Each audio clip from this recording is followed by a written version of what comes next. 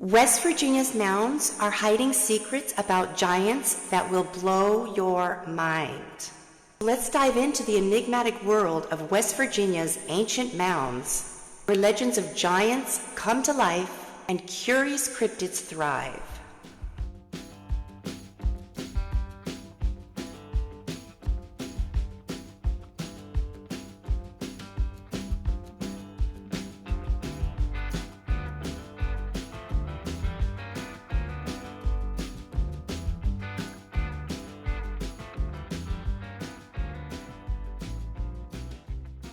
Hi, my name is Jenna Bosiger, and thank you for watching Cryptid's YouTube channel. Don't forget to like, comment, and subscribe for more thrilling content on cryptids and ancient giants. Let's get into this captivating video that explores the rich folklore surrounding these historical mound sites and uncover tales of towering beings and elusive creatures that have fascinated locals and researchers alike. In the making of this video, using Google Maps, I created an interactive, detailed hotspot map of West Virginia's cryptid sightings and mound sites that include legends of ancient giants. Whether you're a history buff, an explorer, or a cryptid enthusiast like me, these maps of West Virginia's unexplained is perfect for you. Let's use this map, and I'll take you on a virtual tour of West Virginia's most legendary hotspots and share intriguing stories that have captivated the locals and researchers alike. Let's investigate the archaeological significance of the mounds and their connection to indigenous cultures that once thrived in the regions before the arrival of Native Americans as we know them today. Now, because West Virginia is so full of legends of giants and cryptids, I'm going to have to break this video into two, starting with the ancient mounds and the legends of giants found within them. Whether you're a cryptozoology enthusiast or simply curious about the hidden secrets in the mountain state, these maps promise to unravel some of the mysteries of these ancient structures and the legends that surround them. And if you would like to have access to this West Virginia interactive map of hotspots, all you have to do is hit the join for membership, just $2.99. It's your. So here is the interactive map I created for West Virginia. And as you can see over here, there are several different layers. The first layer are mounds. Then the next layer are giants, artifacts, cryptids, caves, places with the name devil in them, best national parks, and petroglyphs. Let's start with the mounds.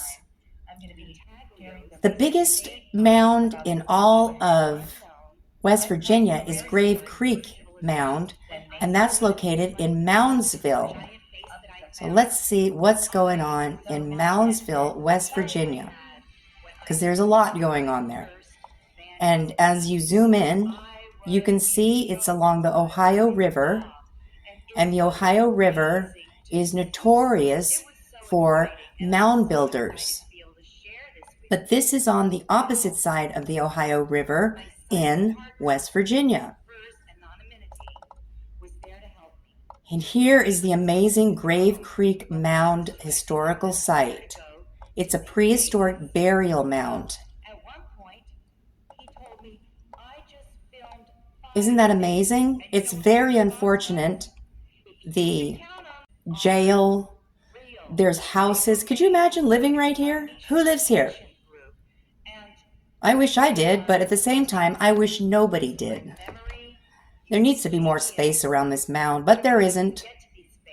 We're just lucky it's still here because there was a lot of destruction that went on when this mound was first discovered. So we can click on the mound to get some details about the site. And here I've added a link. This is from Ancient Origins, and it's talking about the Adena Axis Mundi and large skeletal remains. The archaeology of Grave Creek Mound. So Moundsville was regarded by antiquarians as one of the most significant ancient sites in all of North America. For it was here that the Adena mound builders constructed the largest ceremonial center in the upper Ohio Valley. That includes several earthwork enclosures, as many as 47 additional mounds. And there were also stone mounds averaging 4 feet in diameter. And crowning the hills around Moundsville, variously interpreted as lookouts, cairns, or sacred wells. So this is a very sacred site. So a lot of this was destroyed when it was first discovered, and it isn't until recently that we can look back and actually appreciate what was here. But a lot of the mound, like I said, was destroyed.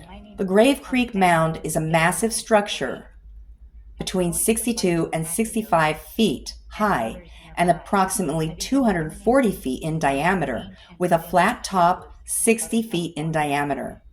It's huge. Surrounding the mound and directly located at the base was a large circular ditch 40 feet wide and 4 to 5 feet high, 4 to 5 feet deep, with a single causeway entrance at the south.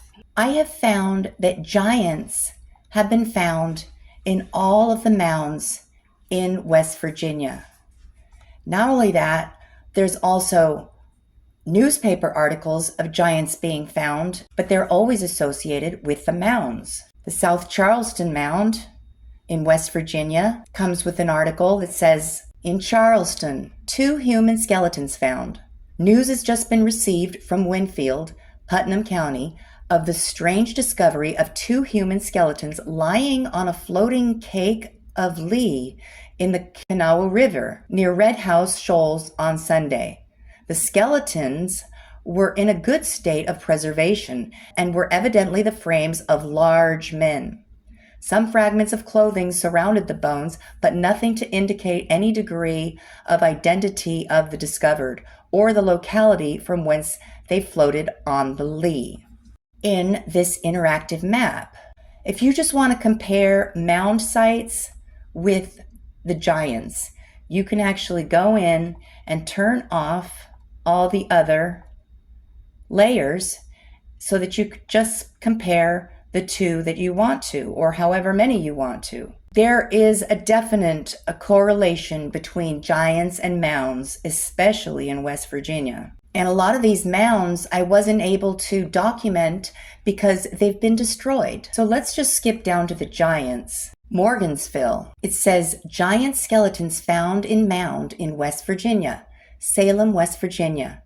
Excavation of 2 mounds near Morganville, about 12 miles west of here, has revealed what Professor Ernest Sutton, head of the History Department of Salem College, believes is a valuable evidence of a race of giants who inhabited this section of West Virginia more than 1,000 years ago. Skeletons of the 4 mound builders indicating they were from 7 to 9 feet tall have been uncovered. Data on the discovery will be submitted to the Smithsonian Institute." Well, there goes that. Never hear about that again. You surely won't learn about it in school because the Smithsonian is a government institute and it chooses government before science. Usually they don't conflict, but in the case of the giants, they do. And that's why you don't learn about it in school, because the Smithsonian controls what we consider to be science. But it would be kind of like having the media run by the government. Are you going to get honest, reliable media reports from a government-based institute? No. And are you going to get pure science from a government-based institute? Again, no. In one mound was a lone skeleton believed by Sutton to be a tribal chief or ruler, while in the other larger mounds, 3 skeletons were found together. The tribal leader was found completely encased in a chamber carefully prepared from a large flat rocks sealed with clay. And in Moundsville, there's plenty of articles that you can find about giants being discovered. It says in many of the ancient burials burial mounds of West Virginia, several giants were found in the past years. Other large skeletons were found in the early days of coal mining and were found as people were excavating the ground for other purposes. One of the first reports of giants occurred in 1774 when Jack Parsons was walking along the recently flooded Cheat River when he noticed some bones protruding from the ground. He pulled a femur from the soil, and when he compared it to his own, it was 7 inches longer. Other settlers also found giant skeletons in the area, which soon was dubbed Giant Town. Moving along, the Cresap Mound. There's a lot that was found in this mound when it comes to giants, and a lot of detailed evidence. The reason that this is not taught in school is 100% thanks to the government-ran institute called the Smithsonian. In this newspaper article, these giants that they found in the Cresap Mound were a little over 7 feet tall, and they're in all these burial mounds. This has all been buried information, buried facts. And if you look for the information, you'll find it. And then we've got Doddridge County. The entire county was full of giant skeletons. Now, from ancientorigins.net, this article is talking about the giants of Doddridge County. It says the mound contained 3 extended burials, and it goes into great detail. Coming from the Zan Mounds, it says Mr. Sutton believes the bones he recovered to have belonged to a very large skeleton. And the idea corresponds with those gathered from other spots in the state that would lead one to think that a race of people who were larger than the average size once lived through this part of the state. Let's go to Huntington. And coming from Huntington, West Virginia, it says, giant in ancient mound, curious relics of prehistoric times, is found in the tomb. Huntington, West Virginia. The municipal authorities of Central City, 4 miles west of here, 3 weeks ago, ordered the removal of a prehistoric mound from the 13th Street. Today, 12 feet above the base of the mound, a gigantic human skeleton was discovered. It is almost 7 feet high in length and of massive proportions. What's interesting too is all these giants that were found, they just all happen to be around the same height of around 7 feet. It says it was surrounded by a mass of rude trinkets, 8 huge copper, you know the giants loved copper. Copper bracelets were proven to be of the purest beaten copper and a perfect preservation. Rude stone vessels, hatchets, and arrowheads were found with the skeleton. A curiously inscribed totem was found at the head of the skeleton. The Smithsonian Institution will be notified of the discovery. You see, these were all taken by the Smithsonian. They've got an agenda. Moving along, the Creel Mound. There's multiple information about the giants from the Creel Mound. And you can read about them when you just click on the links that I've provided at the location. This one titled The Adena Giant Revealed, Profile of Prehistoric Mound Builders.